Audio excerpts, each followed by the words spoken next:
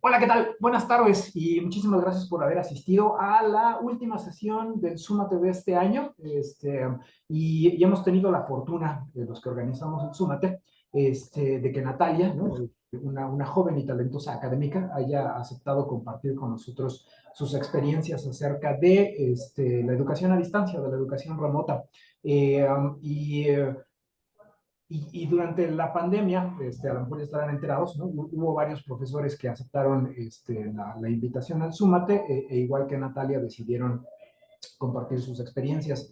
Entonces se ha vuelto una especie de terapia grupal, ¿no? Donde la gente viene y cuenta cómo le fue durante la pandemia, ¿no? Y de esa manera nos desahogamos y se evitan las neurosis, ¿no? Muy bien, entonces ya hecha la presentación, no me queda más que cederle la palabra a Natalia y agradecerle enormemente que haya aceptado la invitación. Adelante, Natalia. Bueno, pues muchas gracias, Roberto, por la invitación y la introducción. En realidad, quiero nada más hacer como un comentario al respecto. Cuando me invitó Roberto, no era solo para hablar de cómo me fue en la pandemia, sino de un proyecto en el que participé, un proyecto que estuvo a cargo un proyecto PAPIME, a cargo de Vero Arriola y Amparo como corresponsable, pero mi participación realmente fue ahí mínima. Entonces le dije, bueno, pues sí, si quieres te hablo de eso, pero voy a hablar también de otras cosas. Y juntando así todas las ideas que se me venían a la cabeza, decidí armar esta presentación que no solo está enfocada en cómo me fue en la pandemia, que sí, a veces es necesario como contarlo para desahogarlo, sino con unas prácticas y preocupaciones que ya tenía previas a la pandemia, ¿sí? O sea, en realidad esto viene de antes. Voy a hablar un poco sobre mi participación en este proyecto que les menciono. Y pues bueno, algunas cosas que han salido, algunas reflexiones de estos últimos años. Y bueno, pues a ver, ¿qué les parece? De entrada, si alguien quiere, ya sea durante la presentación o al final, también platicar algo respecto a lo que voy a decir, ya sea para corroborar o para, al contrario, decir que a ellos no les fue así, pues también es muy bienvenidos. También si hay estudiantes que quieran dar su opinión, me gustaría conocerla, porque todo lo que les voy a contar es desde mi propia perspectiva y desde mi propia experiencia, ¿no? Es una plática muy personal, a mí digamos, por eso estoy nerviosa, estoy acostumbrada a hablar de matemáticas o ya sea de mi investigación o de divulgación, pero algo así personal, pues no había tenido la ocasión. Entonces, pues todos los comentarios son bienvenidos. Yo no soy experta en temas de docencia y de educación, así que pues lo único que les puedo compartir es estos pequeños estudios de caso que les llamé yo. Ok, una vez dicho esto, pues comenzamos. Les digo, esto empezó antes de que la pandemia, más o menos al año o 2 años de haberme incorporado al departamento como profesor de tiempo completo. Y pues encontré que había varias, aquí les puse congojas de los estudiantes, ¿no? O sea, había muchos problemas. En particular, recuerdo mucho el caso de una alumna de cálculo que le estaba yendo muy mal y se acercó a mí y me dijo, es que pues de verdad no puedo estudiar. Le digo, pero bueno, ¿cómo es que no puedes estudiar? Cuéntame, ¿qué es lo que haces para estudiar? Me dicen, no, pues nada, o sea, no estudio porque no tengo tiempo. Vivo en Ecatepec, me levanto a las 4 de la mañana, mi mamá me acompaña al camión porque es una zona muy peligrosa, el camión lo tomo a las 5 de la mañana, luego otro camión, luego el metro, llego a la facultad, clase, luego me quedo por ahí a la biblioteca a ver si saco algún libro que no iba a abrir porque no tenía tiempo, se sube al metro, se duerme ahí porque no está toda desmañanada, llega a su casa, come y ya es casi la hora de dormir porque si no, pues no completa unas horas de sueño que son adecuadas. Y como ella, muchísimos estudiantes están en esa situación. Luego está el asunto de la deserción. Supongo que, y qué bueno que me acuerdo. Todos estos estudios de caso y todas estas cuestiones que les voy a contar, las tengo muy enfocadas en problemas y en situaciones que se presentan en materias obligatorias de los primeros semestres, pero incluyo análisis 1, ¿sí? En las materias optativas es otra la historia, es muy distinto la dinámica, ahí pues no sé, será para otra ocasión, ahí creo que hay menos problemas. Pero sí, en las materias obligatorias es donde más salen a relucir todos estos problemas. Y uno de ellos es la deserción. Y pues todos estarán de acuerdo conmigo que es muy común que empieza el semestre y hay muchos ánimos y el salón está así desbordándose de estudiantes y al final queda pues, una cantidad mucho menor de los estudiantes que habían empezado. Sí, entonces la deserción era algo así que me preocupaba. Luego empecé a darme cuenta que realmente había muy malos hábitos de estudio o de verdad no había hábitos. Bueno, estaba el caso de esta chica que no podía estudiar, pero había muchos que creen que estudiar es sacar el Spivak, echarlo en la mochila y ya, y quizás dormirse con él, así, apoyarse en él, porque realmente no hacían algo más, o sea, no hacían algo más. Cuando les iba muy mal, me acercaba a ellos y ellos tenían la confianza de contarme que realmente pues no sabían cómo estudiar. Me daba cuenta que no era algo tan obvio, o sea, algo que para muchas personas es claro que estudiar significa resolver los ejercicios, repasar un poco de la teoría, ver si no se entendió algo. Para muchos estudiantes eso de plano no existe. Entonces, bueno, dije, eso también es un asunto que hay que retomar. Y por otro lado está la historia de los extraordinarios largos. Ayer los que fueron a la reunión que convocó el Consejo Técnico, pues se mencionó un poquito. Y sí es un problema, porque esos extraordinarios, y bueno, hablo de extraordinarios largos, pero en realidad quiero referirme aquí pues a los alumnos repetidores, ¿no? Que repiten una materia una y otra y otra y otra y otra vez. Pues son un problema, ahorita van a ver por qué. Y creo que la forma en la que se tiene que abordar la enseñanza con ellos debe ser distinta. Ahorita van a ver por qué. Y por otro lado, estaba este asunto de que ya estaban creciendo muchas plataformas en streaming. Digo, bueno, pues si todo ya ahora es on demand, ¿por qué las clases no? O sea, ¿por qué no podemos grabarlas, subirlas y que ellos la consulten cuando puedan y no tengan que hacer 4 horas de transporte público que podrían usar para realmente estudiar? Entonces, bueno, esas eran mis preocupaciones y cuestiones que quería atender.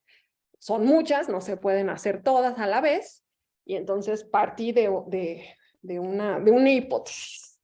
Entonces, mi hipótesis, aquí la puerca tuerce el rabo cuando los estudiantes comienzan a faltar. Estaba así yo convencida de que si lograba que los estudiantes no dejaran de faltar el curso, eso hacía que llegaran hasta el final y entonces iban a hacer todo lo posible por pasar porque como sea ya invirtieron más tiempo en la materia y eso hace que haya menos deserción, etcétera, ¿no? Entonces yo quería encontrar la manera de evitar que los estudiantes dejaran de faltar. Y me acordé de mi maestro de matemáticas de la secundaria. Él nos hacía exámenes sorpresa. Y los exámenes sorpresa, pues eran así exámenes cortos, ¿no? O sea, nunca te decía cuándo iba a haber examen. Hay veces que a mí me decía y yo iba y le contaba a todos y todos nos poníamos a estudiar. Pero realmente siempre antes de la clase de matemáticas todo el mundo se ponía a estudiar rápido porque si ese día tocaba examen, pues había que estar preparado. Entonces se me ocurrió quizás no hacer el examen, pero sí hacer cierto tipo de actividades sorpresa que incentivaran al estudiante a asistir todos los días a clase. Además, bueno, decidí aplicar otro tipo de técnicas. Fue esta mi primera aproximación. Bueno, por un lado están los quizzes. Hice unos quizzes sorpresa. Eran, digamos, esta idea del examen sorpresa. En realidad era un quiz, 10 preguntas, falso, verdadero u opción múltiple. Si la respuesta era correcta, 1 punto, si era incorrecta, menos 1 punto. Los podían sacar menos 10. Tenían un valor mínimo sobre la calificación y hay veces que si era negativo o realmente los estaba afectando, lo iba a quitar, ¿no? No quería afectarlos, pero sí quería que tuvieran como esta motivación para no dejar de faltar a clases. Por otro lado están los NPs y decidí dejar de dar NPs. Antes realmente no me importaba mucho porque sabía que de cualquier forma el segundo NP ya es un extraordinario largo, pero sentí que era como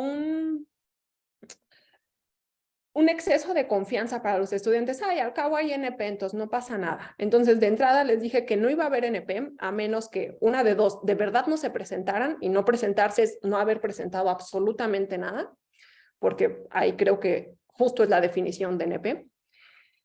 Y solamente aquellos estudiantes que hicieran todo lo posible por pasar, hicieran las reposiciones, el final, si aún así no lograban pasar, entonces les daba su NP. ¿Sí? Entonces era como una manera también de incentivarlos a no abandonar el curso. Y en el caso de los cálculos, dije, pues yo lo que voy a hacer es pedirles los cálculos anteriores aprobados, ¿no? Si es cálculo 3, tienen que tener 1 y 2 aprobados.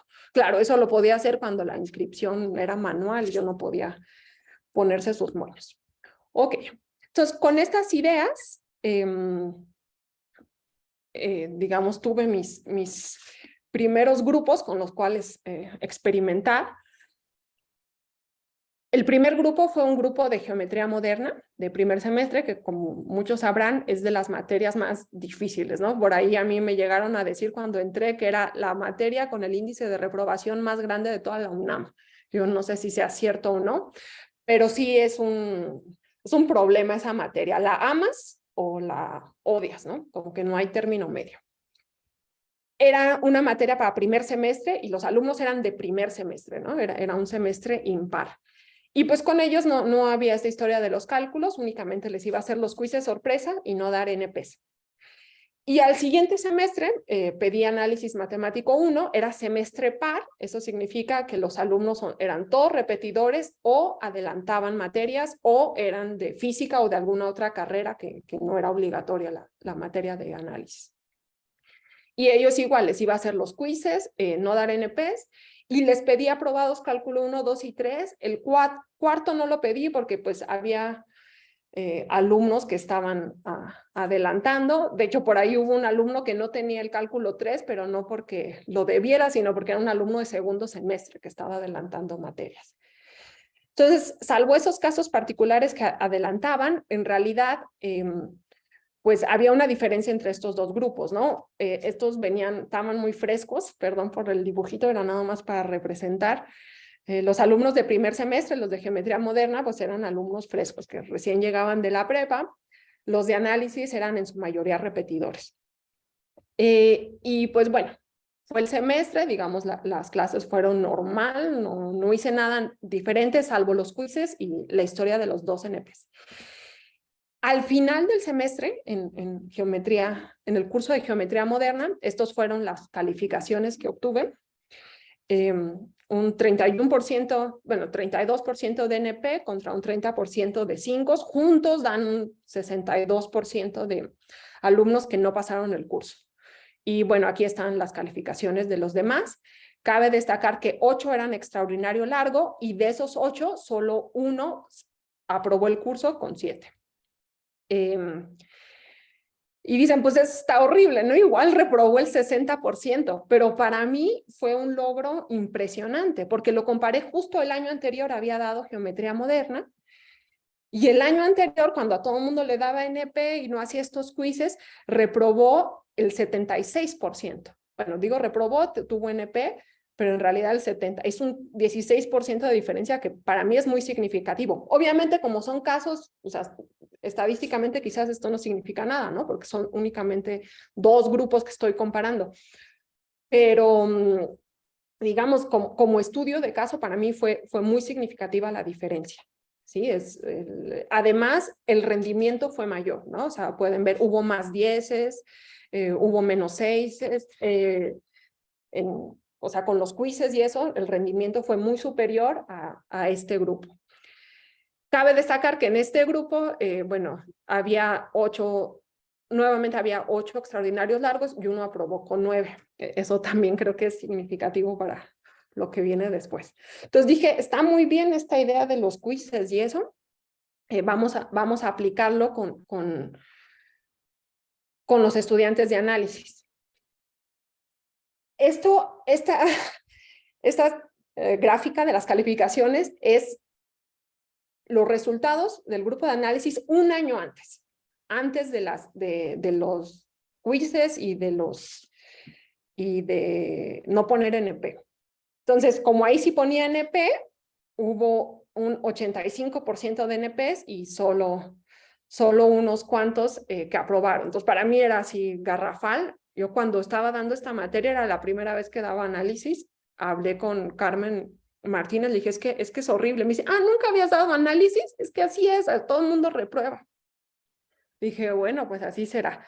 Entonces, yo estaba muy, digamos, entusiasmada de usar estas técnicas, a ver si mejoraba, pero fue horroroso. O sea, la cuestión fue todavía peor.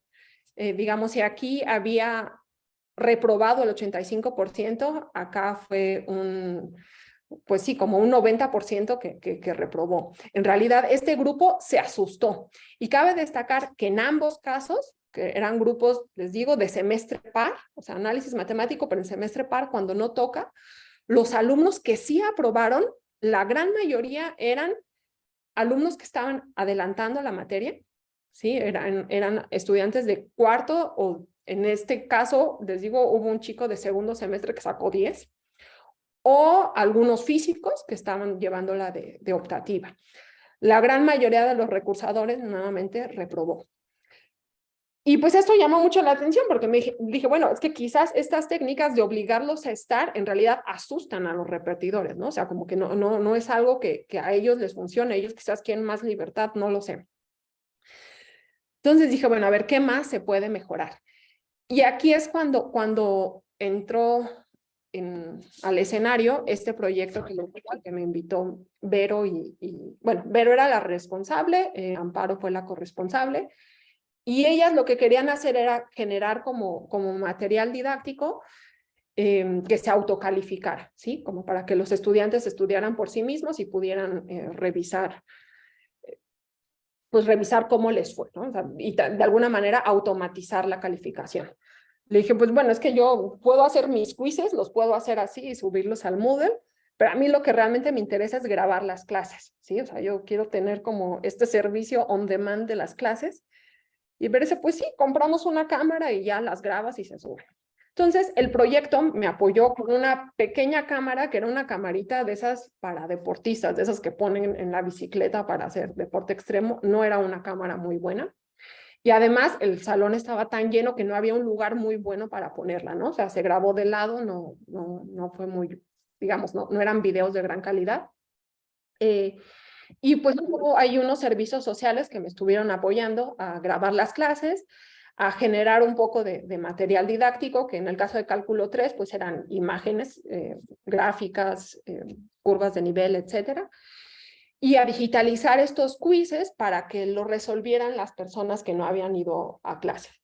Aunque, digamos, solo contaba si se había hecho en clase, porque justo lo que yo quería era incentivar al alumno a asistir a la clase. Entonces, bueno, me apoyaron con eso y de esta manera pasé como a la fase 2 del experimento, que eran, además de los tres ingredientes que ya tenía, le agregué estos dos, que era grabar las clases o intentar grabar, les digo, porque la calidad no era muy buena. Y una cuestión más, que de hecho ya lo había hecho en otros cursos de cálculo, o sea, cuando era estudiante yo de doctorado y di cálculo, eran grupos muy, muy grandes que no alcanzaban lugar en el salón, entonces les compartía mis notas personales, pero mis notas personales era así, la libreta, se las compartía, porque realmente no podían apuntar, no tenían un lugar donde sentarse, entonces no podían apuntar bien y se las compartía para que tuvieran los apuntes. Pero en este caso, digamos que las notas las empecé a hacer en el iPad, así un poquito mejor, y se las compartía. O sea, al término de cada clase, más bien cada semana, les mandaba como las notas de la semana. Y tuvieron un efecto muy positivo esas notas. Había partes del curso en las que sí ya tenía como digitalizado en LaTeX algún tema, según yo, para que se viera mejor. Y me decían, maestra, de este no nos va a pasar sus notas personales. Por alguna razón, tengo ahí mis teorías por qué, ahorita si quieren hablamos al respecto, les servían mucho o les daba cierta seguridad. Ok, entonces con esta segunda aproximación empecé con este curso de cálculo 3. Estamos aquí en el semestre 2021, o sea, justo un semestre antes de la pandemia. Les pedí cálculo 1 y 2 aprobados, la historia de los CNPs, iba a haber quizzes sorpresa, les compartí mis notas personales y se grabó un 70% del curso. Y realmente yo quedé asombrada. O sea, era noviembre y el salón seguía lleno. Había alumnos en el suelo todavía. Dije, no, pues es que esto está buenísimo. Era inicios de noviembre. Desafortunadamente después hubo, bueno, se cruzó el puente del Día de Muertos, se cruzó el puente del Día de la Revolución y hubo, creo, un paro por ahí. Y eso bajó un poco el número de estudiantes, pero aún así se mantuvo bastante bien hasta el final. Los resultados, y aquí me disculpo por no poder compararlos con cursos anteriores, en mayo mi computadora vieja tuvo un accidente y muchos archivos los perdí, así que no puedo hacer la comparación exacta, pero cualitativamente sí les puedo decir que más que el índice de aprobación, fueron más o menos la misma cantidad de alumnos que aprobaron, eso no cambió mucho, pero sí el rendimiento, o sea, sí fueron muchos, si se fijan no hay 6. Y quizás no hay 6 porque pues a los 6 les dijeron, no, sabes qué, mejor te doy NP o algo así, no, como que un 6 quizás no se ve muy bien, no lo sé. Pero el promedio, el rendimiento final fue mucho mejor, fue comparado con otras veces, yo sí sentí como una mejora en ese sentido, pero también una mejora en el compromiso del estudiante respecto a la materia. Cabe destacar que solo había un extraordinario largo y sacó 5. El extraordinario no pasó. Bien. Entonces les había dicho que estos eran los ingredientes que había agregado a mi experimento, pero me faltó decirles uno, que fue consecuencia de estar haciendo estos quizzes sorpresa. Me aprendí todos sus nombres. Les digo que el 95 por no mentir, pero yo estoy casi segura que me aprendí el 100% de los más de 65 alumnos que tenía. ¿Por qué? Pues porque yo revisaba los quizzes y yo se los entregaba y era una especie de pasar lista y me memoricé los nombres. Y entonces cuando les entregaba ya los exámenes o la tarea o los nombres, se los daba personalmente a cada uno sin preguntarles cómo le llamaba. Y se les iluminaban los ojitos cuando sobre todo a los estudiantes, porque uno se aprende siempre los nombres de las personas que sobresalen más, eso es como natural.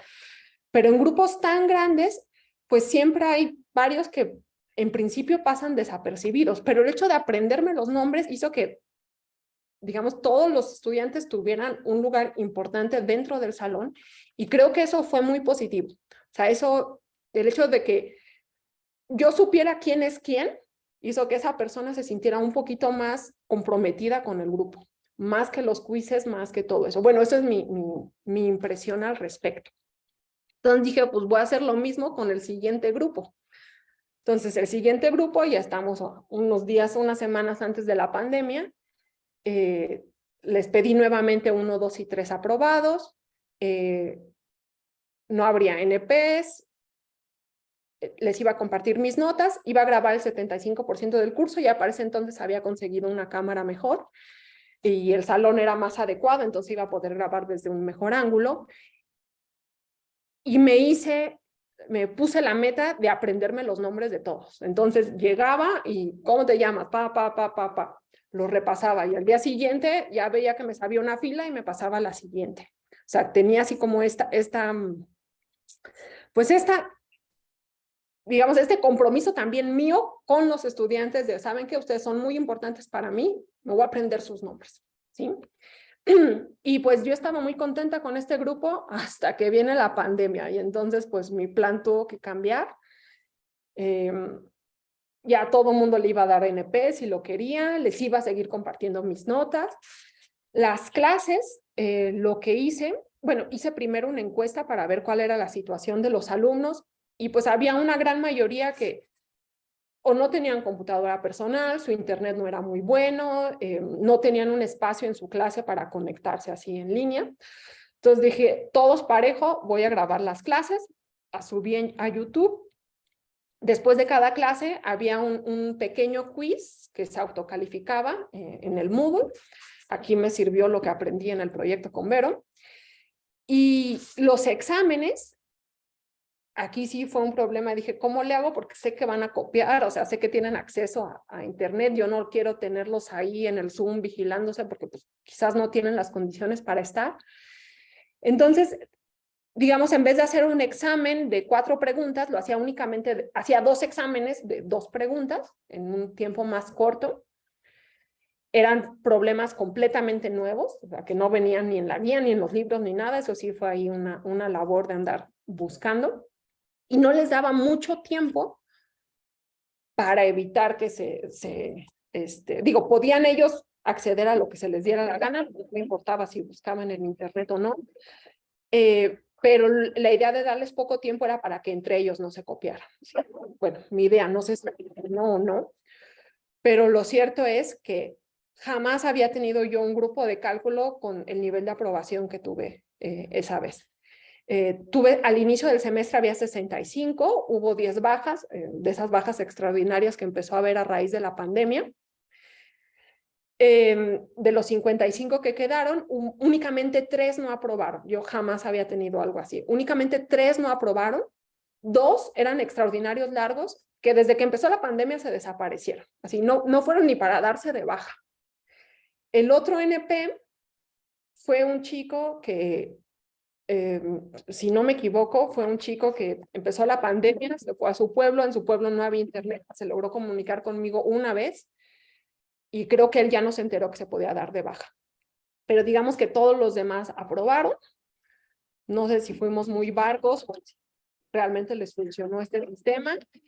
Al final muchos me dijeron que estaban muy contentos, muchos me agradecieron por aprenderme su nombre y por compartirles las notas, no sé, eran como cosas que les gustaron a los estudiantes. Y dije, pues vamos a hacer algo parecido ya para el siguiente semestre, era un cálculo 1.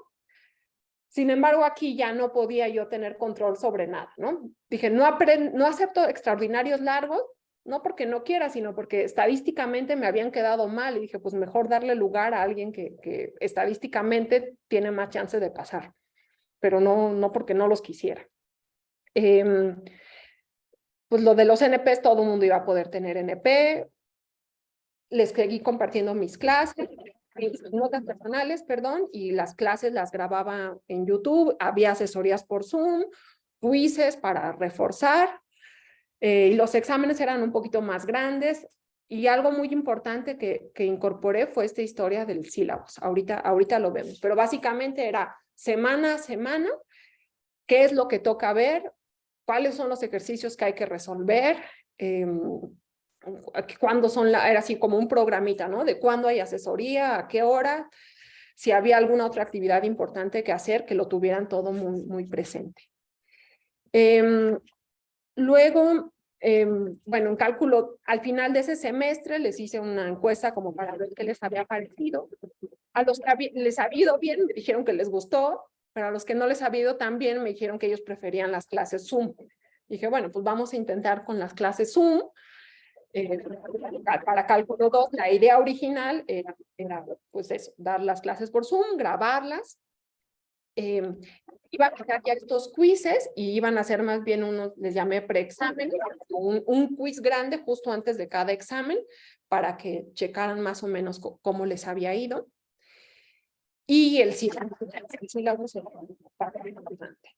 Lo de aprenderse los nombres, pues ya no tenía sentido, porque en las asesorías ahí en el Zoom dice quién es quién, ¿no? Entonces, pues eso ya no estaba. Pero luego se vino el paro y pues fue un problemón. Al final, durante el paro, yo empecé a grabar las clases porque dije, esto no nos va a dar tiempo, ¿no? Entonces, cuando fueron las vacaciones, que supuestamente había que dar clases, ya tenía yo todo el material ahí. Algunos alumnos ya habían empezado a adelantar, otros se pusieron ahí lo que pudieron al corriente. Todos sabemos que ese semestre pues, fue un desastre para todo el mundo. Pero bueno, finalmente llega cálculo 3 y todavía en línea y digo, bueno, ahora sí va a ser la clase Zoom. No podía pedir que tuvieran aprobados cálculo 1 y cálculo 2. De hecho, me tocaron alumnos que se inscribieron a los 3 cálculos y a los 3 los dieron de baja, por lo cual yo reniego de este sistema de inscripción, que digamos, no, siento yo que le está quitando el lugar a estudiantes que podrían aprovecharlo mejor. Seguía sin aceptar extraordinarios largos, seguía compartiendo mis notas personales. Las clases eran por Zoom, pero quedaban grabadas y podían acceder a ellas cuando quisieran. Y pues bueno, los exámenes, pasé de haber hecho exámenes muy cortos a hacer tareas, exámenes, el sílabus. Y pues yo realmente no quedé muy contenta con, digo, adoré poder dar las clases ya sea en Zoom o grabarlas. Una clase de cálculo 3 fue fantástico porque tenía la posibilidad de incorporar muchas imágenes muy fácilmente. O sea, para cálculo 3 creo yo que es muy importante estar viendo gráficas de funciones, conjuntos de nivel, todo ese tipo de material gráfico es como muy importante incorporarlo a la clase. Y en el salón, pues llevaba el proyector, pero había que conectarlo, en eso se desconcentraban los estudiantes, era así un poco complicado. Y aquí en línea fue maravilloso, saltabas de una parte a la otra, entonces esa parte creo que fue, la parte didáctica fue muy positiva. Pero en general, no sé si ya estaban muy cansados de tanta clase en línea, no sé. Personalmente, bueno, les dije que los alumnos, tuve alumnos que se inscribieron y no aprobaron ni uno, no sé por qué se seguían inscribiendo, pero bueno. Noté que hubo alumnos de los cursos anteriores, en cálculo 1 y en cálculo 2, que era, digamos que no es el alumno estrella, no es el alumno que siempre está así presente, participando, era más bien como los alumnos más tímidos, que les costaba un poco más incorporarse a la clase. En los 2 semestres anteriores en el que las clases habían sido pregrabadas y subidas a YouTube y hechas expreso para eso, es decir, un poco el material un poquito más concentrado, más que más concentrado, más organizado, ¿no? Uno cuando va dando las clases, pues a veces tienes que parar en un momento y no terminas una parte. Cuando pregrabas las clases ya tienes todo más organizado. Entonces hubo estos estudiantes que, les digo, no son los estudiantes como más estrella, que el sistema anterior les había funcionado fantástico. Y ya no les gustó, no sé por qué, no les funcionó. Esta idea de los preexámenes, que eran como quizzes antes de cada examen, bueno, tenían una semana para resolverlo. Ellos decidían cuándo querían iniciarlo y una vez que lo iniciaban tenían 1 hora para completarlo. La idea era como que unos días antes del examen repasaran qué también les había ido. Pues quienes lo resolvían les iba bien, pero no sé si que justo les iba bien porque eran estudiantes, digamos, que se habían puesto a estudiar y de cualquier forma les iba a ir bien en el examen, ¿no? No pude deducir nada al respecto. Y digamos, en todos los cursos lo de las notas personales ha sido un éxito. Ahorita les voy a contar algo al respecto. Pero bueno, más o menos así fue como llevé los 4 semestres de pandemia. Ya después, el semestre pasado me fui de sabático y ya no continué con cálculo 4. Y hubo algunas consecuencias al respecto. Bueno, la primera es que los videos de cálculo 1, 2 y 4, que eran los primeros que empecé a grabar, que eran, hasta pena me dan porque estaban mal hechos. 1 y 2 ya me esmeré un poquito más, no digo que sean la gran cosa, pero al menos tuve más cuidado en ciertas cuestiones técnicas. Los dejé públicos en YouTube porque pues, pensé que así era más fácil para los estudiantes. Las clases de cálculo 3, que ya eran por Zoom, no las subí a YouTube. Primero porque pues hay estudiantes, así como dijo Roberta ahorita, si no quieren salir en el video, pues sálganse de aquí. Yo ahí no les quería decir eso, tratando un poquito de respetar la privacidad de cada quien, pero sí les dije desde el principio que se iban a grabar y las iba a dejar en una carpeta Drive y de ahí las podían descargar o ver cuando quisieran. Y aquí sí, modestia aparte, creo que han sido de mucha ayuda todos esos videos.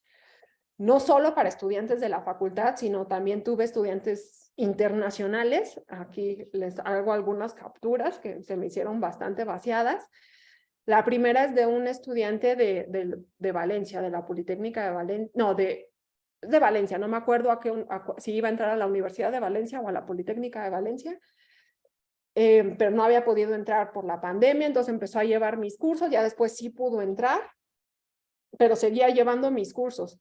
Y los llevaba tan bien que este correo me lo envió porque un día subí el video de cálculo 3, pero no se podía descargar, y entonces me escribió, oye, por favor, no lo puedes poner porque no puedo descargarlo. Ningún alumno mío del curso inscritos me había dicho eso, y este ya se había dado cuenta. El otro es, pues también de España, esta es una persona ya, digamos, no es estudiante de matemáticas, no voy a decir datos personales mejor, pero bueno, no tiene nada que ver con matemáticas, pero él estaba interesado en aprender matemáticas y estaba llevando cálculo 1, solo que en España le llaman análisis aquí dice, ¿no? Análisis del primer curso. Entonces, bueno, me escribía para pedirme ahí otras cosas, pero digamos, tuve alumnos, o ha habido alumnos que llevan el curso desde otras partes. Pero no solo eso, esos fueron también los... No sé, me hicieron pensar muchas cosas. Hace un mes, bueno, del 17 de octubre, los dos, cuando llegó el aviso de que nos iban a quitar el espacio en el Drive, yo también ya era un problema que tenía muchos...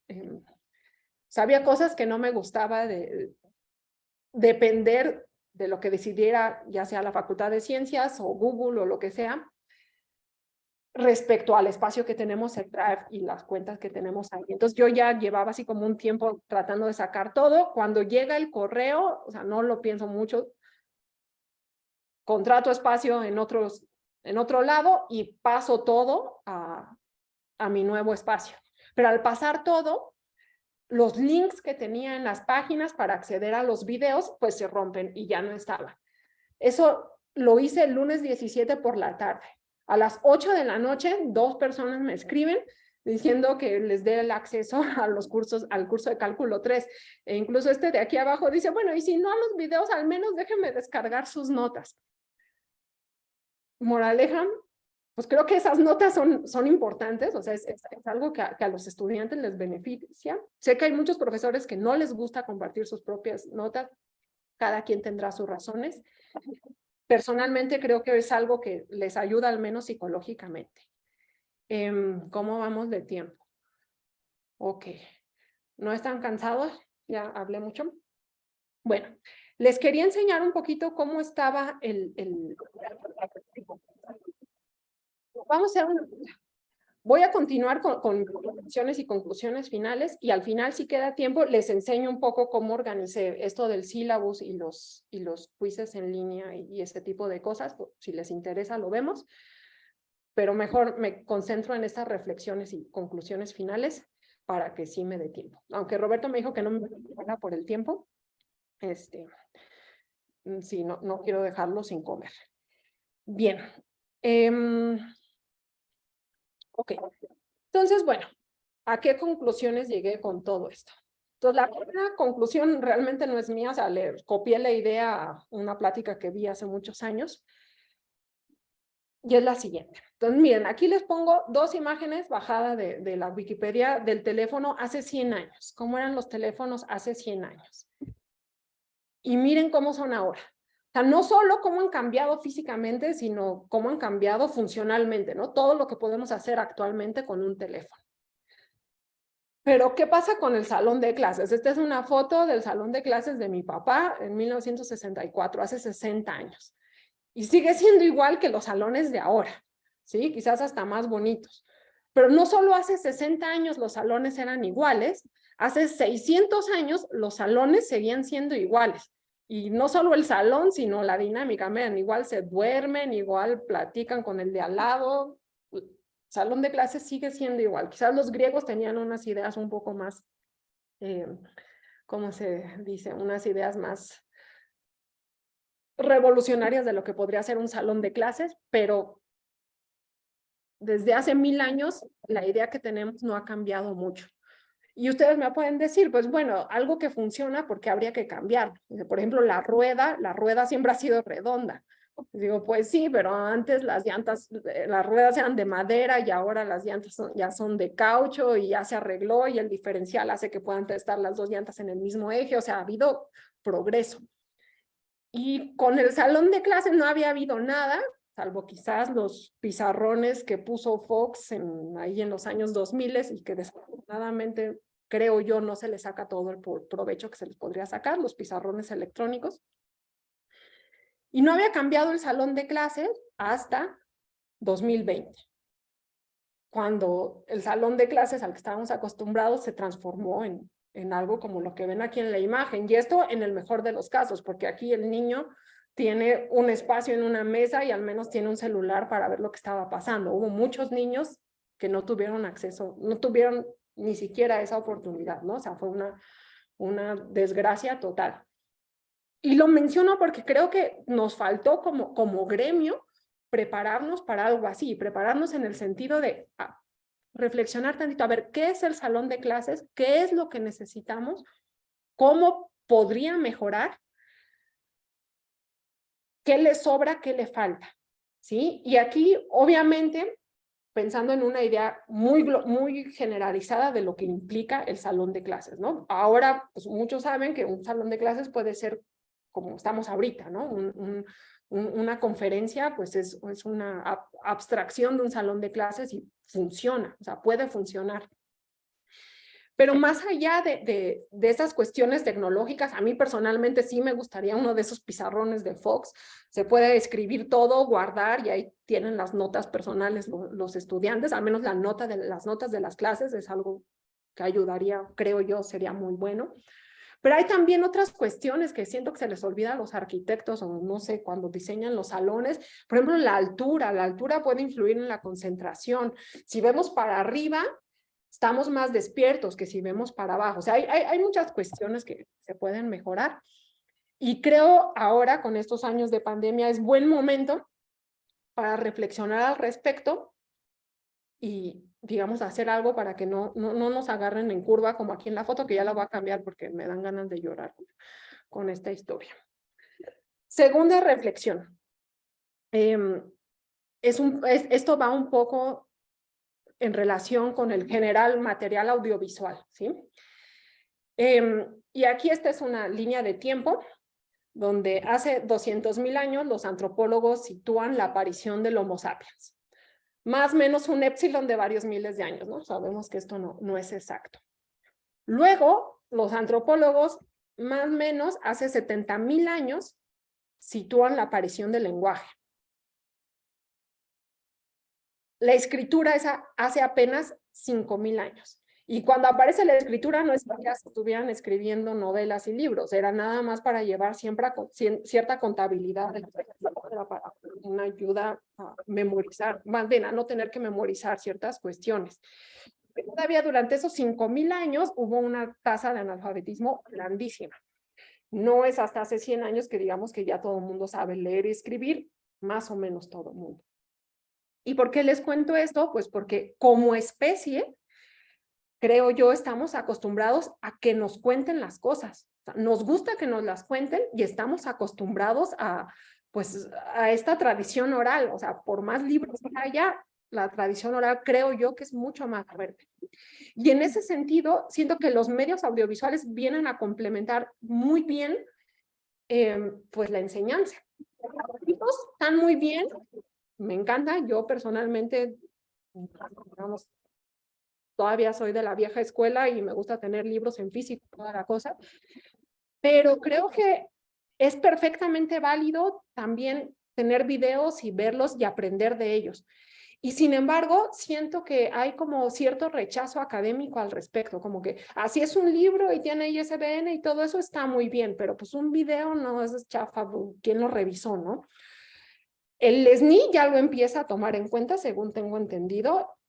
Generar material de divulgación audiovisual es una de las cosas que están pidiendo actualmente. Pero pues aquí en la facultad yo no veo que eso se aprecie y digamos como un profesor de alguna manera eso lo desanima porque crear material audiovisual bueno cuesta tiempo, cuesta esfuerzo y además pues cuesta dinero, ¿no? Hay recursos que se tienen que invertir al respecto. Quizás faltaría, digamos, platicarlo un poquito mejor, hacer un trabajo de revisión, algún tipo quizás de certificación para que tenga cierto valor, pero creo que es algo en lo que se puede trabajar a futuro y va a ser muy beneficioso para muchos estudiantes. O sea, ya lo vi, o sea, ya lo vi con los comentarios que me llegan, con los correos que me escriben, estoy segura que es un material que se aprecia. Y creo que podemos generar y complementar. Yo no digo que sustituyan las clases, lo de la enseñanza en línea ya 100% es otra historia, pero creo que es un muy buen material para complementar el aprendizaje de los estudiantes. Ok. Luego, otro de los temas que está saltando mucho últimamente, pues es la historia de la ansiedad, del estrés y de que no se concentran. Y aquí al respecto, yo estoy sorprendida, me ha tocado platicar con ciertos estudiantes, en particular les voy a contar la historia de un estudiante que un día se acercó, me fue a buscar al cubículo y me dijo, es que maestra, no me concentro. Y digo, ¿por qué no te concentras? Pues es que me la paso viendo Facebook. Le digo, pero ¿cómo que te la pasas viendo Facebook? Sí, en clase quiero estar viendo Facebook todo el tiempo. Le digo, pues apaga el celular, o sea, apágalo para que te cueste trabajo prenderlo y escóndelo en la mochila para que no lo estés sacando y no estés tentado a sacarlo. Y luego, y además, ¿cómo vas en lo demás? No, pues me está costando trabajo, pero es que me distraigo mucho en mi casa porque está Netflix. Y en Netflix ya, muy orgulloso además, ya avancé con 2 temporadas de no sé qué serie. Digo, no, a ver, no avanzaste nada.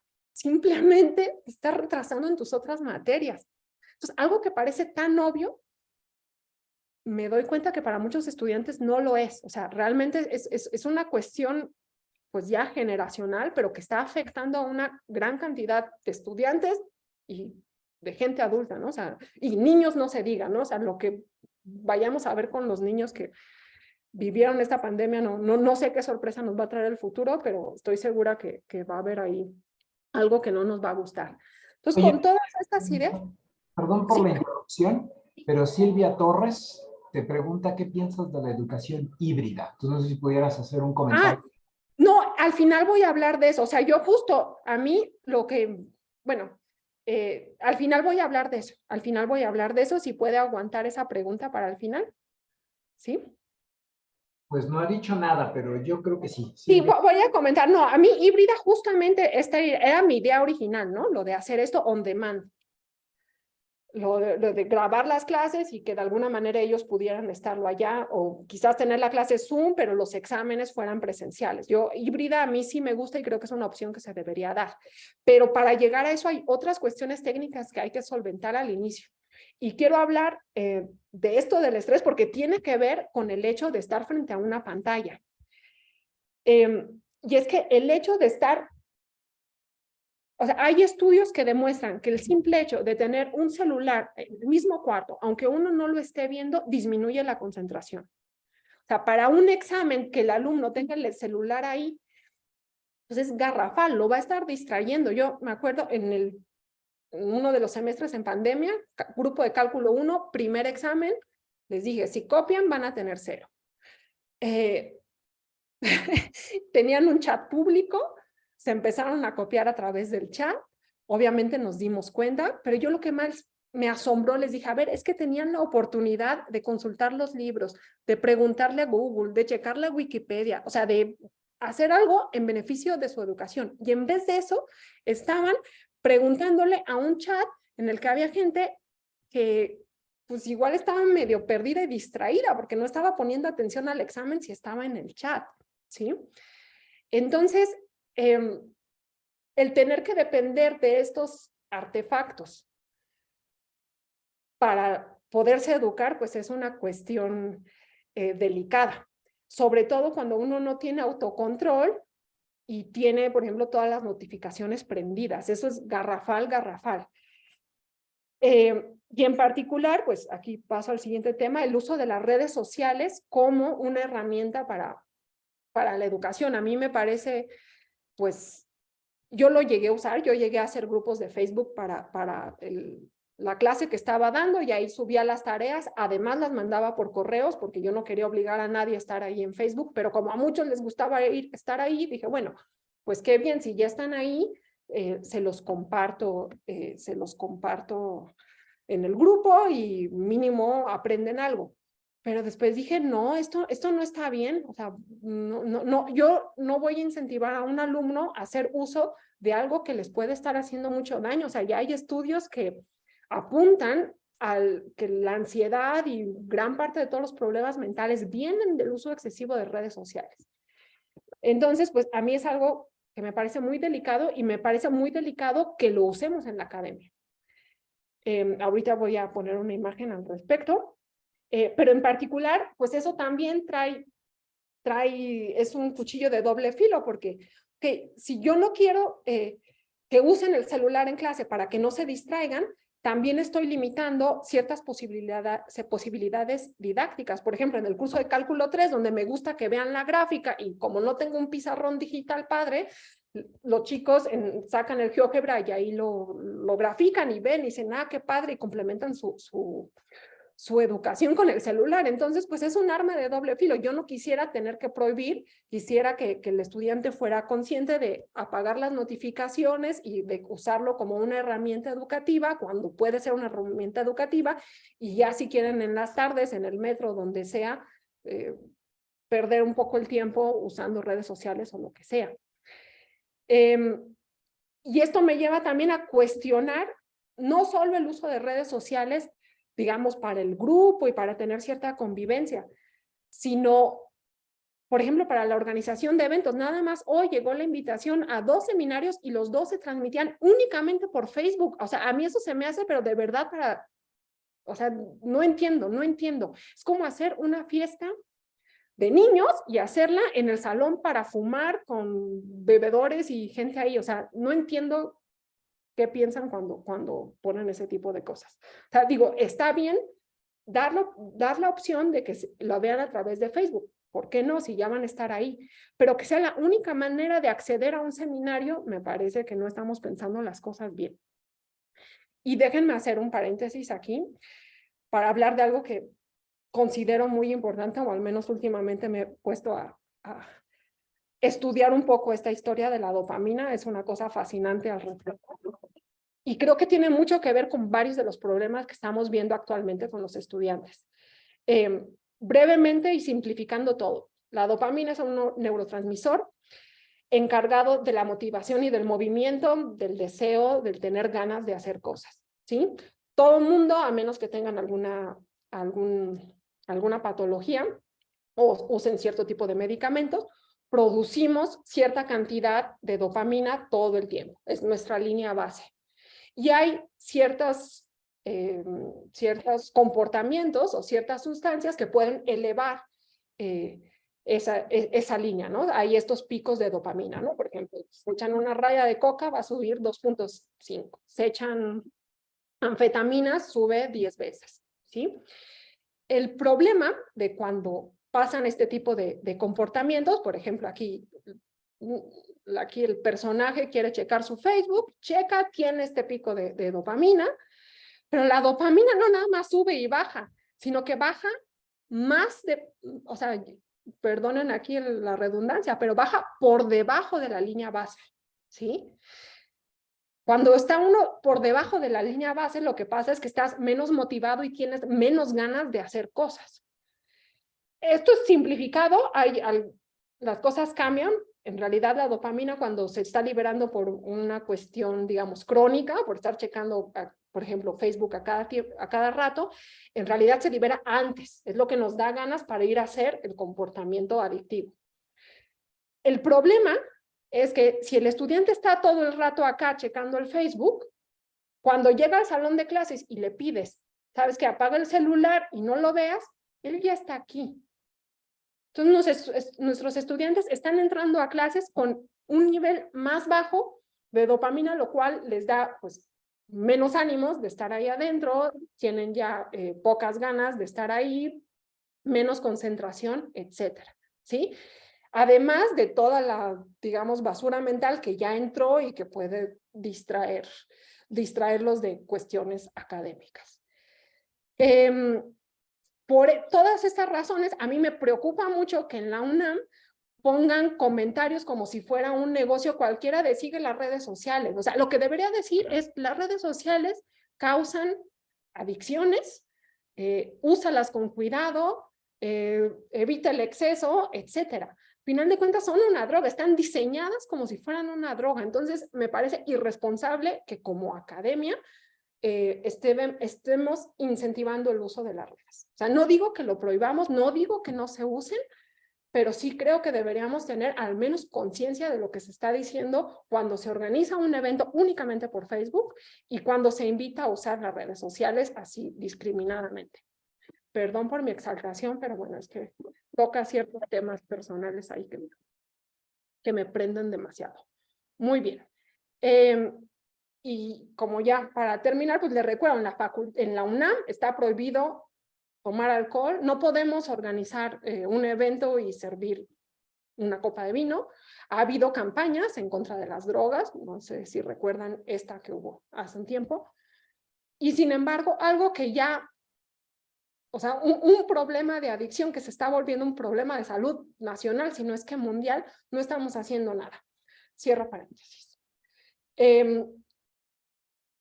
Yo sí creo, respondiendo un poco a la pregunta de Silvia, que debemos apuntar hacia una educación híbrida, pero tenemos también que fortalecer a los estudiantes para que usen el celular, la tableta, la computadora de manera adecuada cuando se está usando para cuestiones educativas.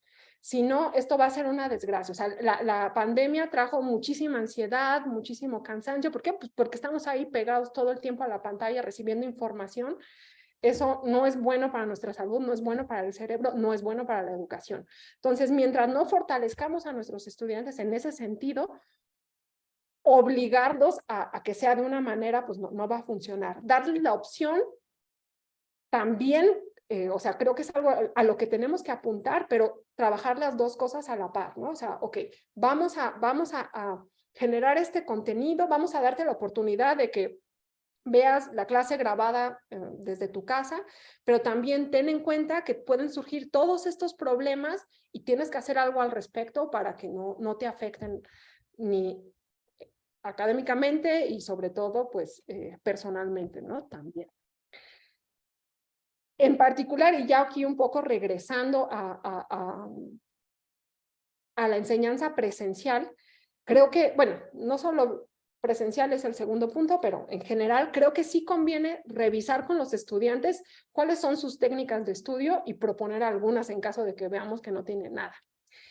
Y algo que he visto, no, esto yo personalmente no lo he practicado, pero sí tengo amigos, bueno, tengo un amigo que antes de empezar la clase es 1 minuto de meditación.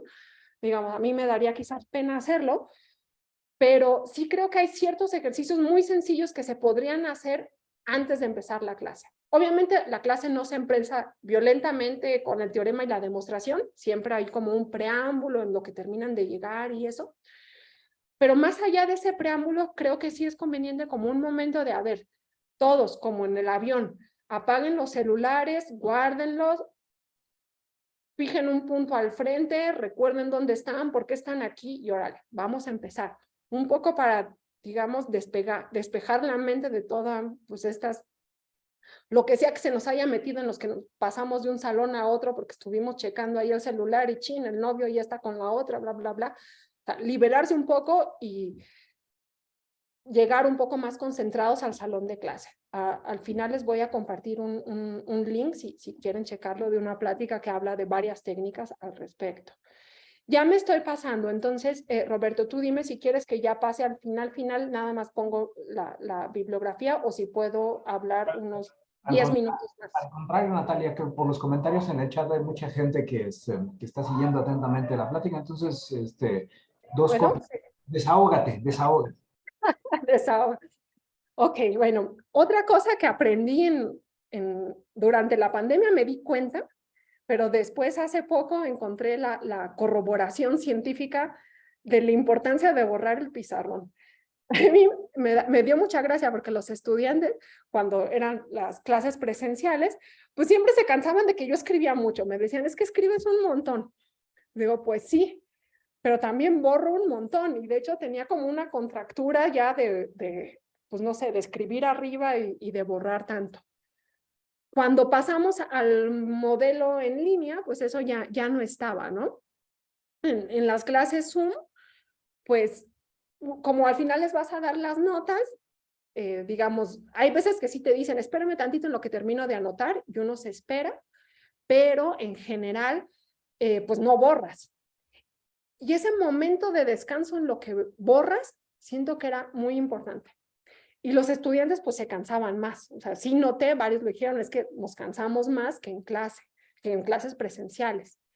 Pues bueno, resulta, hay ahí estudios científicos que demuestran, les doy la referencia al final, que el incorporar pausas de 10 segundos aleatorias durante una clase en las que no se hace nada, como por ejemplo yo borro el pizarrón y los estudiantes, esperemos no estén checando el celular, no hagan nada durante esos 10 segundos, ayuda a reforzar el conocimiento, ¿sí? Como que las neuronas siguen trabajando, pero 10 veces más rápido y como que terminan de amarrar lo que acababa de suceder. Lo digo nada más para que bueno, les digo, es algo que yo noté que faltaban, como esas pausas de borrar el pizarrón, y cuando encontré bueno, este dato, pues dije, pues sí, quizás venga de ahí. Quizás sea otra la razón por la que hacía falta esa pausa, digamos que uno luego hacía pausas, pero uno seguía platicando. Pero en el momento de borrar el pizarrón, nadie hacía nada, ¿no? Los estudiantes se quedaban. Y justo este tipo de pausas parece ser que son muy beneficiosas. Moraleja, quizás habría que incorporarlas también en las clases que sean en Zoom, en línea, aunque no se borre el pizarrón. Luego hay una cuestión ahí que pues también creo que es importante, ya no solo hablando de clases en línea, sino también presenciales, que tiene que ver con el equivocarse y con el esfuerzo. Entonces aquí estoy mezclando dos ideas distintas. Por un lado, esto de aprender de los errores, hablan pues de una regla que también ahí han encontrado, la regla del 85%. Han encontrado que los errores son fundamentales para el aprendizaje. O sea, si aprender de los errores es algo muy positivo. Y hablan por ahí de que acertar un 85% y equivocarse un 15% es como un rango óptimo para que el aprendizaje sea mejor, ¿sí? Eso por un lado. Por otro lado, hay pues un efecto que ya lleva 100 años de estudio, me parece que originalmente se llamaba el efecto o el síndrome de Yerkes-Dodson. Después, ahí en la década de los 70, un psicólogo, Mihaly Csikszentmihalyi, no, al final les doy el dato, lo pronuncié seguramente terrible, que estudió mucho cuestiones de la felicidad, de qué es lo que nos hace feliz, pues han encontrado que realmente lo que nos hace feliz no es el ocio, no es estar en la playa, sino es estar esforzándonos dentro de nuestras posibilidades, pero llevándolas al límite. Eso es como cuando más motivados estamos, cuando más felices somos a final de cuentas, ¿no? Al final les voy a dar el dato si alguien quiere checarlo. Y en ese sentido, pues tenemos, personalmente a mí me interesa incorporar estas ideas dentro de la dinámica de la clase, dentro de los exámenes y dentro de la tarea. No les podemos dar todo muy fácil porque se aburren, tampoco puede estar increíblemente difícil porque pues, se van a desanimar y no van a poder hacer nada. Pero también hay una cuestión de que los grupos son heterogéneos, no son grupos de élite y no son grupos de desamparados. Entonces, ¿cómo le hacemos para encontrar un balance ahí y que nadie se aburra, nadie se desanime? Y en ese sentido, los quizzes creo que ayudaron bastante, en parte porque había cierta cuestión lúdica, sentía ahí que ayudaba un poco, y ayudaba un poco sobre todo esta penalización del -1 punto, ayudaba a que el estudiante estrella, pues hay veces que cometía errores.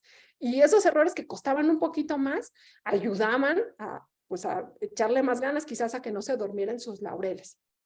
Pero por otro lado, también en los exámenes me he dado cuenta que es muy positivo incluir problemas de punto extra. Yo los pongo de punto extra para que no se desmotiven, un poquito más difíciles. Y eso ayuda a que los estudiantes, digamos, que están un poquito más avanzados, que todo se les hace muy fácil, tengan cierta dificultad y cierto, pues, cierto enganche extra con la clase. Entonces creo que es algo a tomar en cuenta. A mí me ha resultado bien en los cursos de cálculo e incluso no solo los estudiantes más avanzados, todo el mundo pide ahí su problema de punto extra, aunque no lo resuelvan.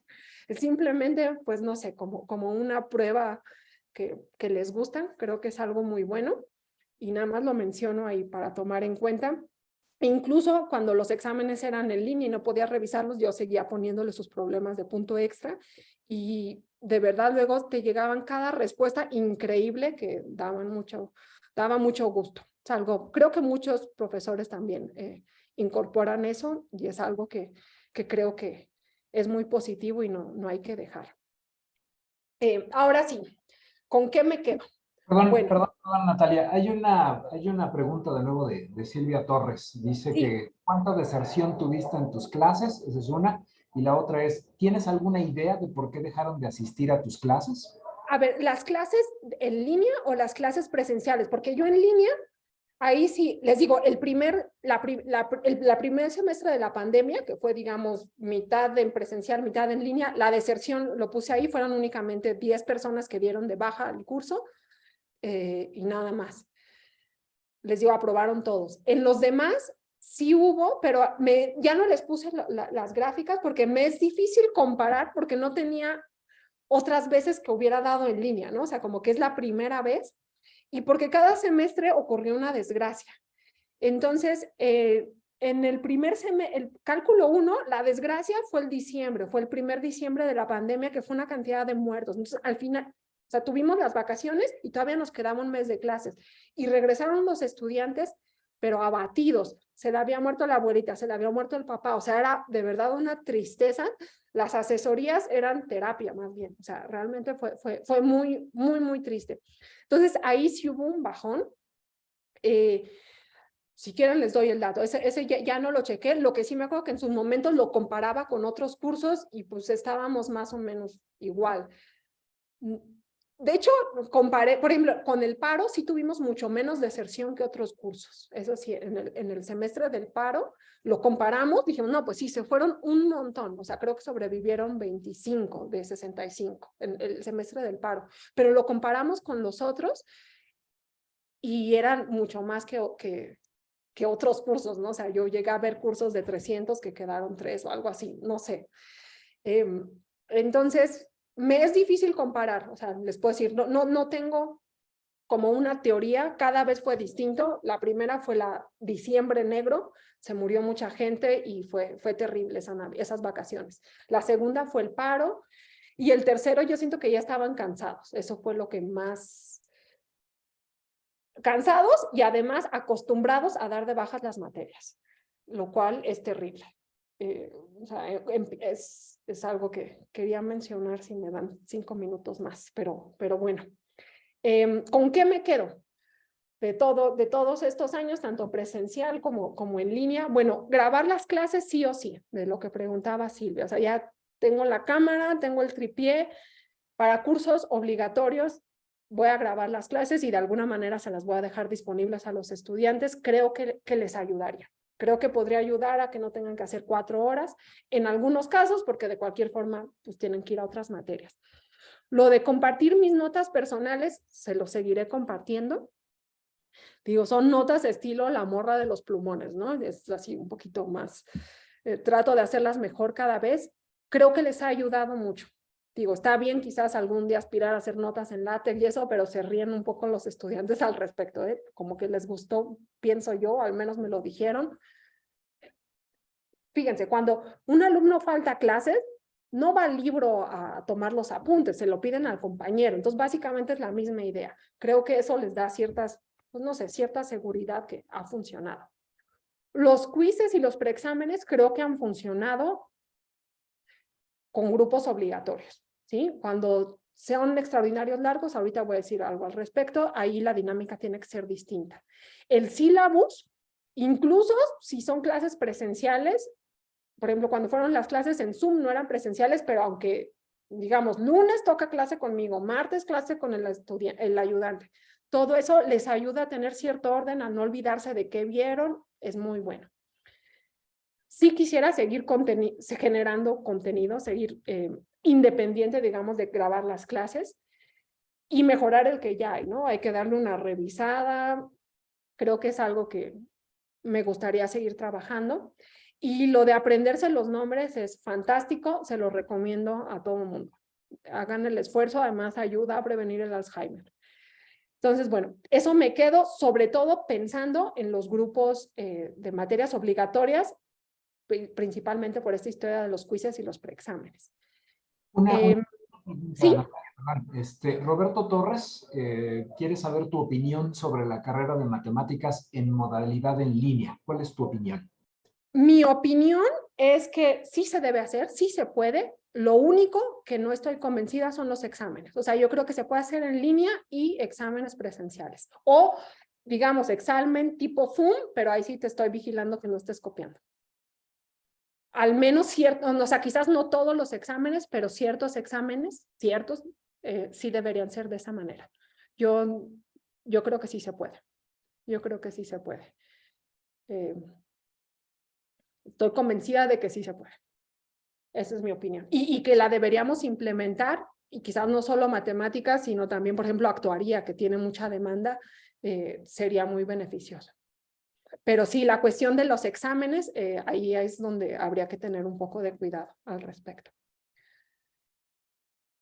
Ok, y bueno, les dije, bueno, con eso me quedo, pero la historia de los extraordinarios largos es distinta, ¿sí? A esa, lo que pude ver es que los tenemos que tratar de otra manera y hay ciertas cosas que como facultad tenemos que corregir.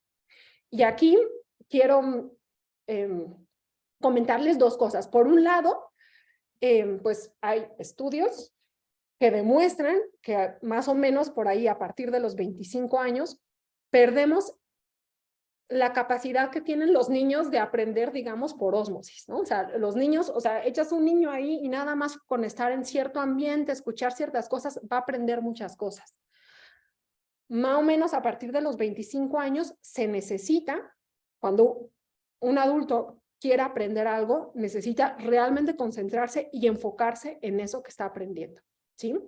Entonces, esta historia de cargar el Spivak en la mochila a ver si se nos pega algo, ya no va a funcionar a partir de cierta edad. Y 25 años, pues es una edad ahí más o menos.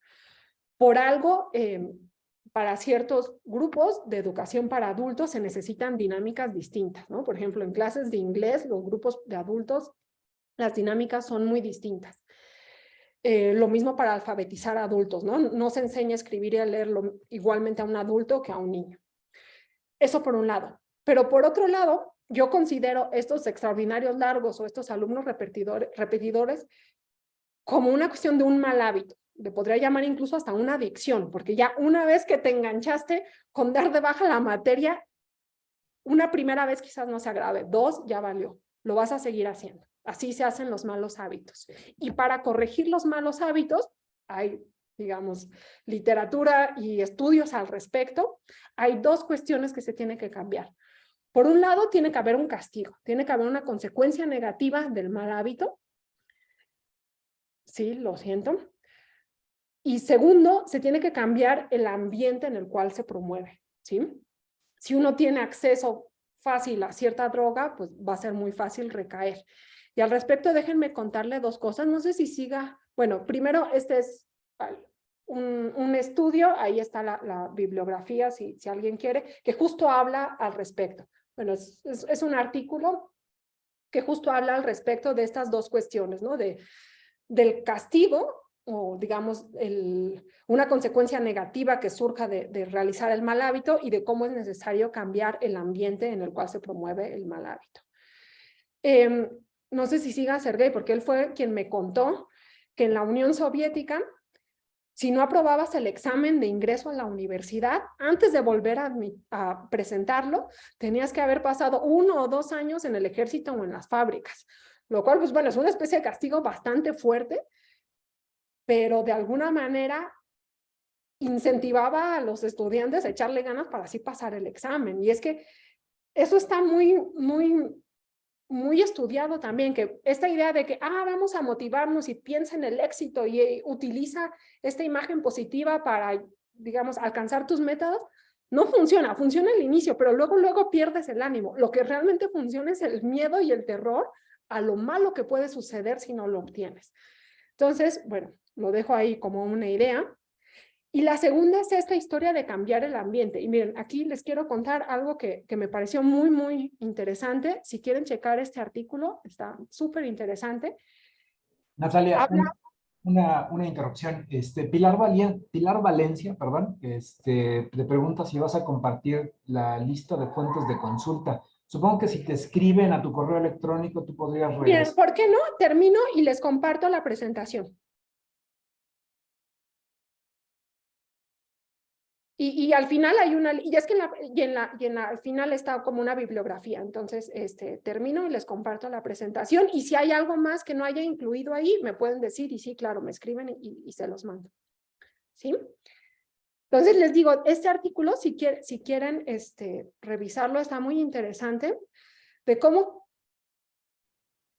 digamos, la situación de la heroína en Vietnam cambió la idea de lo que se tenía del uso de drogas, pero particularmente la idea de la heroína.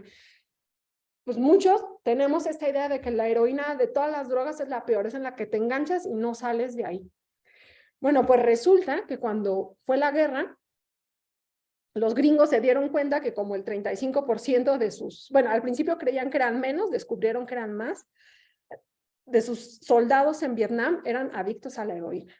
Estos investigadores, según ellos, era un 20% de soldados que reconocían ser adictos, pero el 85% se les había ofrecido heroína, una gran cantidad la había probado, quizás no todos se engancharon, pero había una cantidad muy grande, un porcentaje muy grande, les digo, al menos un 20%, que eran ya adictos a la heroína en Vietnam, porque ahí era muy fácil acceder a ello. Lo cual pues iba a representar un problema muy grave cuando regresaran a Estados Unidos. Pero, oh sorpresa, cuando regresaron, aquí tengo el dato, me lo pueden checar ahí, durante el primer año solo el 1% volvió a consumir, solo el 2% digamos, al segundo año volvió a consumir, y en total, de ese 20% de adictos, solo el 12% volvió a recaer en adicciones, lo cual es súper bajo. O sea, si uno lo compara con cómo recaen después de haber pasado una temporada en algún centro de rehabilitación, o sea, uno compara la tasa de, ¿cómo sería la tasa de recaimiento? Bueno, si uno compara cuántas veces que mandas a alguien a rehabilitación vuelve a recaer, con estos números es sorprendente, es sorprendentemente bajo la cantidad digamos, de soldados que volvieron a recaer en el consumo de heroína. Y la explicación más clara fue el cambio de ambiente, porque ya no tenían acceso tan fácil, porque ya las circunstancias habían cambiado. Y en ese sentido yo creo que tenemos realmente que cambiar el ambiente de la facultad y ya no permitir que proliferen los malos hábitos. ¿Cómo cambiamos eso? Pues limitar el número de materias que se pueden reinscribir, quitar las bajas, pero al mismo tiempo generar la oportunidad para que los alumnos que están en situación de extraordinario largo, que son repetidores, que ya desafortunadamente creamos este mal hábito, porque digo creamos, la facultad permitió que se creara este mal hábito, quizás crear grupos especiales y trabajar con ellos con dinámicas distintas. Ayer Begoña mencionó algo al respecto. Ella decía que los cursos podrían ser en línea. Yo no creo que necesariamente tengan que ser en línea, pueden ser presenciales, pero sí la dinámica tiene que ser distinta. Puede ser un poco más lúdica, puede ser un poco más tipo taller de ir ahí a resolver los problemas, no sé, se me ocurren varias ideas, pero sí creo que tenemos, por un lado, entender que su situación es distinta, que su psique ya es distinta, que su manera de aprender es distinta. Y ok, me van a decir, son adultos, ya son responsables, es su problema aprender. Digo, pues sí, pero a final de cuentas nosotros creamos esta situación. Yo creo que debemos ser hasta cierto punto responsables. Y no está mal, porque así como hay extraordinarios largos o repetidores que les caería bien esta dinámica, también hay estudiantes adultos que han decidido estudiar la carrera de matemáticas a sus 40, 50, 60 años y les vendría muy bien este tipo de grupos. Creo que también sería algo positivo. Ok, eso es respecto a los extraordinarios largos y los alumnos repetidores. esta es la bibliografía final que les quiero compartir. Bueno, ya las otras referencias las puse por ahí. Y nada más déjenme explicarles un poquito, ya para acabar, por qué les estoy compartiendo. Primero, este libro de aquí, son 2 libros, fue una gran ayuda en estos años de pandemia para preparar los exámenes. Les dije, había que buscar problemas nuevos o para estos problemas de punto extra, etcétera. Es un libro bien bonito que trae un montón de problemas. La mayoría son problemas muy interesantes. Hay unos un poquito más técnicos, pero todos tienen como hay cierta historia detrás, de muchos niveles y con una amplia gama de áreas de la matemática, de álgebra, de geometría analítica, de cálculo, de análisis, de variable compleja, etc. Entonces es como muy buena bibliografía para completar cualquier curso básico de la facultad, de la carrera de matemáticas, bueno, que tenga que ver con matemáticas. Luego, si no conocen a este señor, a Andrew Huberman, conózcanlo. Es un profesor de Stanford, de medicina, concretamente de neurociencias y oftalmología, y tiene un podcast que habla de muchas cosas, sobre todo cuestiones que tengan que ver con quizás un poco ahí de autoayuda, pero mucho que tiene que ver con motivación, con cómo estar saludable, con cuestiones de salud mental, etcétera. Pero como a final de cuentas él es un académico, siempre tiene este lado que lo enfoca mucho a cuestiones de educación o de pues, la parte académica, ¿no? Como trabajar como profesor, etcétera. Y en particular tiene esta plática, esta no está en su podcast, pero si entran a esta página, esta es su página de él, es esta entrada no me acuerdo si es su blog o qué, y ahí viene el link a esta plática. Y está muy interesante, ahí da como 10, habla de 10 cuestiones que él considera importantes que se podrían incorporar dentro de la práctica docente. Entre ellas está esto de los 10 segundos, de los 10 segundos, la regla del 85%, pero hay muchas otras más. Entonces, aquí en la página pueden encontrar como el resumen, pero si quieren escuchar la plática completa, ahí le pican. Y si van a su canal de YouTube, les recomiendo mucho, por ejemplo, la plática de la dopamina, está increíble, cambia la visión del mundo, o la entrevista que le hace a esta mujer, a Anna Lembke, que es la autora de este libro, que también, si tienen problemas ahí con el Facebook o con cualquier tipo de adicción o en general con cualquier mal hábito, se lo recomiendo mucho. Entonces, pueden ver también la entrevista que él le hace a ella, está muy buena. Y por último,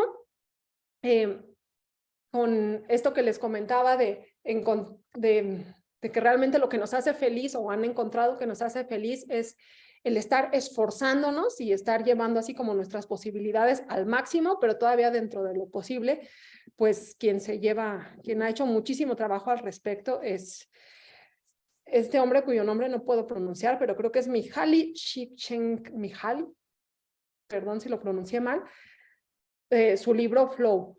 Si lo ven van a decir, no, es un libro de autoayuda, pero no, la primera página lo que dice, a ver, esto no es un libro de autoayuda, esto no te va a decir cómo ser feliz, esto es únicamente el resumen, un resumen así, de mis 20, 30 años de estudios al respecto de la felicidad y lo que él denominó como el flujo, ¿sí? Esta idea de entrar en la zona, en estado de flujo, cuando estamos muy concentrados en algo. Bueno, es algo que han estudiado mucho y en particular, si van al libro, por favor, estos 2 capítulos, el 6 y el 7, que hablan sobre el conocimiento como forma de felicidad y el trabajo como forma de felicidad.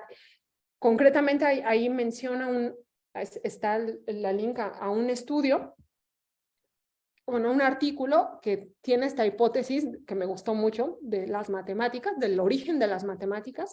O sea, cuando pensamos en las matemáticas, pensamos que se originaron por una necesidad, ¿no? Porque había que medir un terreno y contar cuánto trigo y todas estas historias que nos venden para hacer creer que son útiles. Y dicen ahí, pero se nos olvida que realmente pensar es agradable y que probablemente las matemáticas surgen, o sea, se desarrollan como se desarrollaron porque nos gusta pensar, porque a final de cuentas es una actividad que algunos encontramos agradable y pues es perfectamente válido eso. Entonces, muy recomendado y ahí viene la bibliografía. Y pues hoy hablé mucho. Muchas gracias por escucharme aquí. No, al contrario, Natalia, muchísimas gracias a ti por el entusiasmo, la pasión, y la ira que de repente se dejaba ver allí, ¿no? Voy a dejar de compartir, a menos que... ¿sí? Eh, bueno, ahora la pregunta está abierta para los asistentes. ¿Hay alguno de los asistentes que deseen expresar, como tú decías, ¿no? Expresar algún comentario, hacer alguna pregunta? ¿Alguno de los asistentes? ¿No? Bueno, siendo ese el caso, no me queda más que agradecer, Natalia. Muchísimas gracias por haber compartido tu experiencia. Y a los asistentes, muchísimas gracias por interesarse en el tema, ¿no? Alguien levantó la mano. Pues Jorge Alonso, si quieres abrir tu micrófono. Hola, buenas tardes. Me deben de estar Hola. escuchando. Pues sí, yo creo que sí habría que comentar, no solo yo, sino todos, porque creo que de eso se trata, como círculos de autoayuda entre profesores, y lo digo en el buen sentido. En verdad, yo tendría que decir muchas cosas y no me va a dar tiempo, porque creo que son cosas que se deben discutir. En principio, yo te diría, Natalia, básicamente te compro todo lo que dijiste, porque por algo entré a esta plática, o sea, creo que es como muy obvio, ¿no? Me interesó el tema, por algo entré a la plática y insisto, básicamente te compro casi todo lo que dijiste. En particular a mí sí me interesa mucho y yo sé que voy a sonar a lugar común, a frases trilladas, pero sí creo que la facultad debe de transitar a la educación, no sé si a distancia, no sé si en línea, no sé si híbrida, pero la facultad debe de hacer algo. Y no solamente es un decir, debe de hacer algo y mañana nos olvidamos de que dijimos estas palabras y la facultad se echa otros 3 años sin hacer realmente algo como institucionalmente. A lo que me refiero es como que sí ya debemos de empujar todos para que haya la suficiente exigencia para que sí se incorpore institucionalmente ya algo serio. No sé si me estoy explicando. Especialmente yo coincido contigo en todo este aspecto de los videos de YouTube, de las notas, porque al igual que tú, yo he generado mis clases, mis materias en YouTube y así como tú dices, o sea, en verdad es increíble la cantidad de mensajes que te llegan de personas que no conoces que consultan tu material y eso que tú y eso que yo no somos influencers ni YouTubers y Sí, no. y aún así ven el contenido, y eso que es contenido educativo, ¿quién ve contenido educativo? Lo que quiero decir es que, es que yo voy a ser sincero, yo ya me cansé de pedir que la facultad haga algo con respecto a los cursos en línea, ¿no? Obviamente a mí nadie me hace caso, pero no sé si me explico, o sea, los cursos en línea a distancia. Eh, Otra cosa es el material, o sea, yo entiendo, y no es que aquí uno se ponga a llorar ni se azote, pero profesores de asignatura como yo no tenemos recursos, no tenemos apoyo para generar esos videos, para generar esas notas, para generar ese material, y yo en mi caso al menos sí he tratado de hacerlo. Yo he logrado ya poner libre, público, tanto las notas en LaTeX, porque es una pesadilla hacerlo en LaTeX, del curso de Geometría Moderna 2 y todos los videos del curso de Geometría Moderna 2 libres en YouTube. Ahí ya está el material, eh, pero me falta el tiempo, me faltan las ganas, me falta la motivación, el dinero, no sé cómo decirlo, para otros cursos que los quiero hacer. Bueno, y no sé, creo que más bien quería desahogarme un poquito y espero haya servido como para la reflexión lo que acabo de decir. Muchas gracias. No, sí, gracias. Y pues sí, al respecto, yo tenía entendido que por ahí en tiempos de Rosaura había como mucha presión de sacar ya la carrera en línea y hubo hasta profesores que se les contaba como parte de sus cursos y sacaban un curso en línea, pero realmente pues como que eso quedó muerto. No sé si, como dices, quizás sí tenemos que ponernos a trabajar y pensar cómo hacerle para echar a andar y cómo apoyar para todos estos recursos que final de cuentas pues son necesarios para poder crear material, ¿no? O sea, eso se tiene que trabajar de alguna manera. Sí, gracias por el comentario. Pilar Valencia también quiere participar. Si quieres abrir tu micrófono, Pilar, adelante. Sí, hola, buenas tardes a todos. Oye, Natalia, muy interesante tu plática. De veras, creo que rescatas lo que muchos profesores tuvimos que padecer, aprender y disfrutar durante la pandemia. Creo que una de las reflexiones con las que me quedo y que si yo recomendaría algo en la facultad sería, pues aprendamos o apliquemos eso que ya aprendimos, porque tuvimos una línea de aprendizaje, ¿verdad? Una curva de aprendizaje, ya la pasamos y pues usemos eso que ya aprendimos. Eso por un lado. Por otro lado, pues celebro también esta investigación que estuviste haciendo. Muchas cosas de las que dijiste me interesan muchísimo. Otras creo que podríamos intercambiar, ¿no? O sea, y creo que en ese sentido es muy importante que haya estos espacios donde nos escuchamos los unos a los otros para, pues, ver cómo le hiciste tú, cómo le hice yo, a ver qué tips puedo copiarte o qué cosas puedes tú copiarme a mí, etcétera. Por ejemplo, esto de los puntos extras, que también es algo que yo he estado usando desde hace muchísimos años y que efectivamente veo que a los alumnos les gusta, que cuando no lo pongo me lo piden.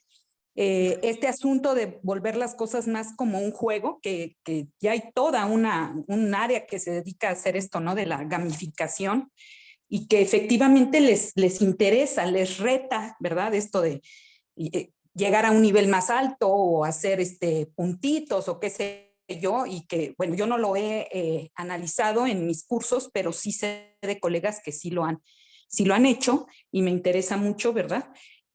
Y sí, efectivamente, algo que también he notado a lo largo de los años es los chavos de los primeros semestres, particularmente del primer año, son otro rollo distinto de los chavos del tercer semestre en adelante y otro rollo de los chavos más grandes, los repetidores. Y tendríamos que tratarlos con estrategias distintas.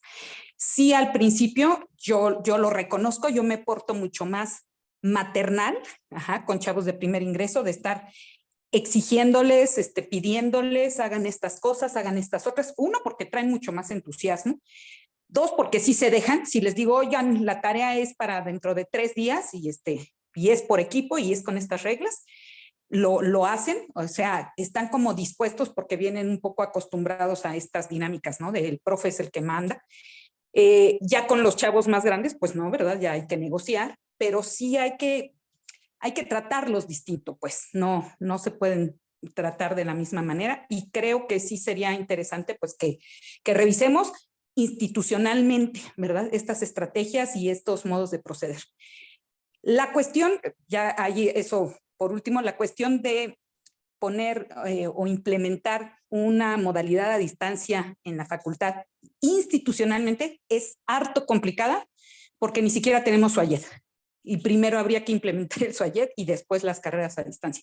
O sea, a eso le cuelga porque no he visto yo un poco de voluntad real, ni siquiera en tiempos de Rosaura, de llevarlo a cabo. De hecho, hay muchísimos profesores escépticos. Ya estábamos en pandemia y profesores se negaban a dar clases a distancia. Entonces, imagínate, ¿no? Hay primero que cambiar la mentalidad en los departamentos y ya después aspirar a licenciaturas a distancia, que yo me declaro totalmente a favor de la educación a distancia. Creo que para la facultad habría que hacer esquemas híbridos, dependiendo, por supuesto, de las carreras, tal vez dependiendo de las asignaturas, pero bueno, sí es algo que deberíamos explorar. Pero institucionalmente lo veo muy verde. Creo que tendríamos que irlo implementando de manera no formal. Bueno, sí, es todo, sí, y muchísimas. No formal, ¿no? O sea, como ir dejando ciertos grupos en línea, o sea, que siga existiendo esta o sea, que siempre haya como un grupo en línea que sea como la oportunidad para ir, que, digamos, dejando el pie dentro, ya que estamos, digamos, se abrió la puerta, hay Sí, que dejar el pie dentro antes de que la vuelvan a cerrar, sí, de acuerdo. o esto de los videos para que sean complemento y demás. A ese respecto, por ejemplo, también podría agregar, se me olvidaba, hay mucha teoría ya realizada en investigación educativa acerca de los videos y su duración, por ejemplo. Para los jóvenes de primer ingreso, no les puedes poner un video de más de 8 minutos porque se distraen. Ya, eso ya está estudiado, pues, ¿no? Ellos buscan videos. Ahora es más fácil que estudien buscando videos en YouTube que buscando un libro o que yendo a una biblioteca. Pero no pueden ser videos muy largos. Y esto viene relacionado con lo que decías de las pausitas de 10 segundos, ¿no? A lo mejor cortar los videos, ¿verdad? O al mismo video ponerle una pequeña pausa, porque sí se necesita eso, como que la información amarre, ¿no? Que haya un momento de reflexión personal. Estoy recibiendo todo esto, pero a ver, lo estoy entendiendo y demás. Sí, sí, definitivamente. Y sí creo que hay mucho prejuicio al respecto y sin embargo no nos ponemos a ver la evidencia que ya está. A mí me pasó con unas sobrinas que antes de la pandemia, yo me acuerdo, estaba una ahí dizque haciendo la tarea y no estaba haciendo Tomando nada. notas, O sea, le haciéndote estabas preguntas. así regañando y no hacía.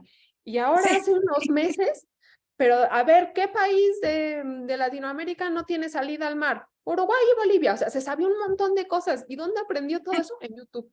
Claro, claro, sí, Entonces, sí. pues sí, o sea, hay que cambiar nuestros prejuicios y como dicen, pues sí, o sea, hacer presión y no cerrar la puerta. Creo que sí, hay muchas cosas que se pueden rescatar Así es. y como dices, aprender, ¿no? O sea, aprendimos, pero aprendimos como a la mala, ¿no? O sea, ahora hay que, lo que aprendimos, Pues digerirlo. usarlo, sí, retomar. Sí, sí, definitivamente, muchas gracias. Y sí, ya les compartí aquí, subí la presentación, si la quieren bajar antes de que se cierre, ahí está, si la quieren, por las referencias. Muy bien, entonces regreso a donde me quedé. ¿Alguien más tiene algún comentario o pregunta antes de despedir a Natalia? Bueno, pues nuevamente Natalia, muchísimas gracias y come rico. Bueno, los demás. Ustedes también, provecho. Y nada más quisiera decir algo, porque vi aquí algo nada más que no se me entendiera mal, decía, de estudiar a los 34 años. O sea, yo sé que cada caso es distinto, yo estoy completamente de acuerdo. Pero pues sí ha tocado, bueno, no sé, en mis tiempos estaba este profesor Cornelio que llevaba no sé cuántos años, o sea, sí creo que hay muchos estudiantes que se podrían beneficiar de grupos especiales. No digo que Cornelio, ni que Claudia, ni que sea el caso tal cual.